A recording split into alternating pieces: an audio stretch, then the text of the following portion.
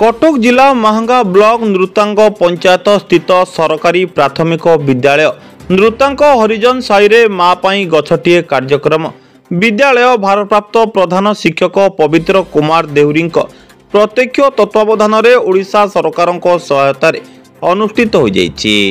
विशेषकर परिवेश दूषित हो पड़ुथिबारु परिवेश संतुलन पाई सरकार तरफ एभली पदक्षेप ग्रहण कर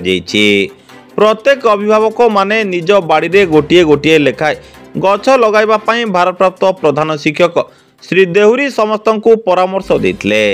एही कार्यक्रम रे शिक्षयित्री खिलाड़ी गोपाल विद्यालय परिचालना कमिटी सभापति प्रकाश आचार्य बासंती साहू सावित्री स्वाई सत्यभामा स्वाई कविता दले सुशांत जेना सस्मिता आचार्य सागरिका जेना ललिता जेना राजश्री जेना जयश्री जेना समेत बहु अभिभावक अभिभाविका एवं विद्यालय छात्र छात्री माने उपस्थित थिले।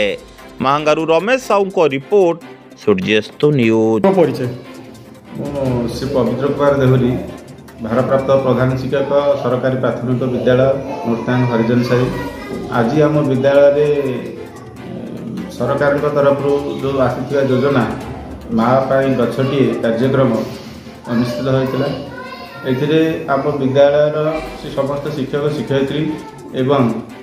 पाचिका सहायिका अंगनवाड़ी कर्मी एवं सहायिका एवं ग्रामर किसी ग्रामवासी एवं पिला मानकर माँ मानक आसी उपस्थित थे। सभा सभापति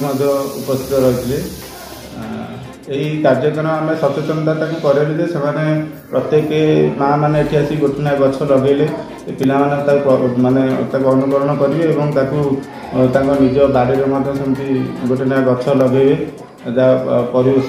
संतुलन परिवेश सुंदर देखा एवं